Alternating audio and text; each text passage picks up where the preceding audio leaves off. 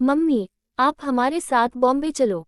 पापा थे तो अलग बात थी, अब आप अकेली यहाँ गांव में कैसे रहेगी? बेटे अमन ने कहा तो मैं असमंजस में पड़ गई। हार्ट अटैक से हुई इनकी अचानक मौत से मैं अपने आप को लाख कोशिश के बाद भी संभाल नहीं पा रही थी। 12 दिन हो जाने से सभी मेहमान चले गए थे। बेटा अमन और बहू राधा दोनों ही इंजीनियर हैं। मेरी सहेलियों ने मुझसे कहा कि बेटे बहू के पास रहने नहीं जाना क्योंकि कमाने वाली बहू को बुजुर्ग सास बिल्कुल अच्छी नहीं लगेगी। उसकी आज़ादी में तुम्हारे जाने से खलल पड़ेगी। वो तुम्हें ताने मार मार कर तुम्हारा जीना हराम कर देगी। वैसे भी भाई साहब ने जीते जी ही पूरी संपत्ति बेटे के नाम कर दी थी। ऐसे में तो पूरी संभावना है कि बेटा बहू यहाँ का मकान बेचकर माल तो सब ले लेंगे और तुम्हें पाई पाई के लिए तरसा देंगे। लेकिन बेटे बहू के साथ जाना मेरी मजबूरी भी थी। 60 की उम्र में अपने घुटनों के दर्द के कारण मैं अपनी किराना दुकान चलाने में असमर्थ थी। 12 दिन के कार्यक्रम का पूरा खर्चा बेटे ने ही किया, लेकिन छोटे मोटे खर्च के लिए बेटे के आगे हाथ फैलाना मुझे ठीक नहीं लगा और जो थोड़े बहुत पैसे हमने जमा कर रखे थे वे खर्च हो गए। अब हालात ये थे कि मेरे पास 100 रुपये भी नहीं थे। असमंजस में मैं अमन को कोई जवाब नहीं दे पाई। इतने में राधा ने कहा, मम्मी जी बताए कि कौन कौन सी साड़ियाँ रखनी है। मैं आपकी सूटकेस पैक कर देती हूँ। राधा के कहने पर मैं कुछ बोल नहीं पाए और चुपचाप इन लोगों के साथ आ गई। अमन और राधा ही मेरा पूरा ख्याल रखते, सभी साथ ही में खाना खाते। राधा मेरी पसंद के हिसाब से खाना बना देती। दोनों की यही कोशिश रहती कि मुझे इनकी याद न सताएं, मैं खुश रहूं। 8 साल का पोता चीटू तो दादी माँ कहकर मेरे आगे पीछे घूमते रहता। मैं कोई भी चीज़ के लिए बोलती तो वो चीज़ मुझे बराबर ला कर दे देते। ये सब देखकर मेरे मन को बहुत शांति मिल रही थी। मैं सोचने लगी कि लोग बेवजह ही आजकल के बच्चों को बदनाम करते हैं कि वे लोग बुजुर्ग माँ बाप की कद्र नहीं करते। खासकर यदि बहू कमाने वाली हो तो वो सास को नौकरानी ही समझने लगती है। राधा भी तो कमाती है लेकिन कितने अच्छे से घर और दफ्तर दोनों संभालती है, कभी कोई ताना नहीं मारती। वो तो मुझे ही लगता है कि वो ऑफिस और घर दोनों जगह का काम कर थक जाती होगी, इसलिए मैं ही थोड़ा बहुत काम कर लेती हूँ।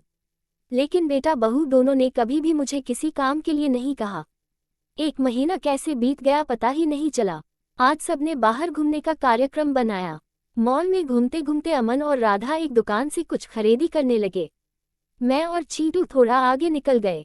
आइसक्रीम की दुकान पर चीटू ने कहा, दादी माँ मुझे आइसक्रीम खानी है।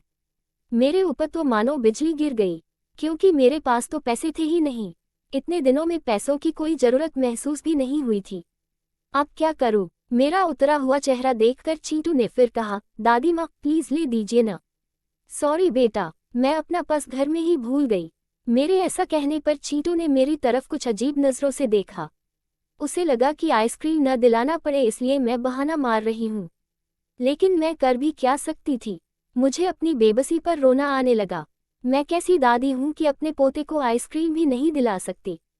इनके जाने के बाद पहली बार मैं अपने आप को बहुत ही असहाय महसूस कर रही थी। हमने बाहर डिनर किया। राधा ने मेरे पसंद की काजू करी ऑर्डर की थी, लेकिन मुझे उसमें भी स्वाद नहीं आ रहा था। घर आने पर थोड़ी देर सभी ने टीवी देखी।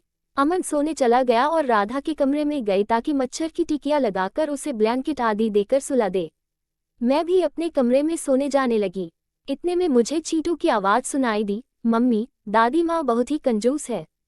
तू ऐसे कैसे बोल रहा है? हाँ मम्मी, आज मॉल में घूमते वक्त मैंने दादी माँ को आइसक्रीम दिलाने कहा तो उन्होंने कहा कि वे अपना पर्स घर में ही भूल आई है। कितना अच्छा है न मम्मी कि बाहर जाओ तो पर्स ही साथ में न ले जाओ तो कुछ खर्चा ही नहीं होगा। कंजूस दादी माँ ये क्या है चीटू? दादी माँ के लिए ऐसा बोलते वक्त तुम्हें ज़रा भी विचार नहीं आया? क्या तुम उनके दुख को समझ सकते हो कि वो फिलहाल कितने दुख में है? दादी माँ को क्या दुख है? बेटा, अभी तक दादी माँ और दादाजी गांव में एक साथ रहते थे।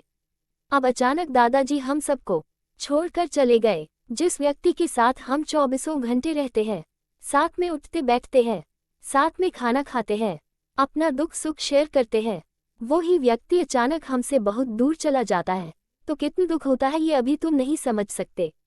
सोचो, अचानक तुम्हारे मम्मी पापा तुमसे बहुत दूर चले जाएं, इतनी दूर कि कभी वापस न आए, तो क्या तुम्हें दुख नहीं होगा? नहीं मम्मी, मैं आप लोगों के बिना नहीं रह सकता। बेटा, फिर सोचो दादी माँ दादाजी के बिना कैसे रह रही होगी। ऐसी स्थिति में यदि वो अपना पर्स घर में भूल गई तो तुमने उन्हें कंजूस तक कह दिया। तुम्हें तुम्हारे प्रति उनका प्यार नहीं दिखा। जब भी तुम्हें स्कूल से आने में 5-10 मिनट की भी देरी हो जाती है तो वो लगातार बालकनी में खड़े होकर तुम्हारा रास्ता देखती रहती है। उस दिन उनके घुटनों में बहुत दर्द होने के बावजूद तुम्हारे कहने पर उन्होंने तुम्हारी मनपसंद मेथी मटर मलाई बनाई थी। इसलिए बेटा, किसी के लिए कोई भी राय बनाने से पहले उस व्यक्ति के दृष्टिकोण से भी सोचना चाहिए।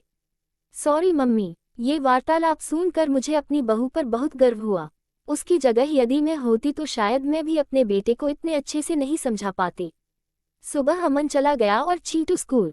राधा ऑफिस जाते जाते मेरे हाथ में कुछ रुपए देने लगी। ये क्यों बहू, मुझे पैसों का क्या काम है?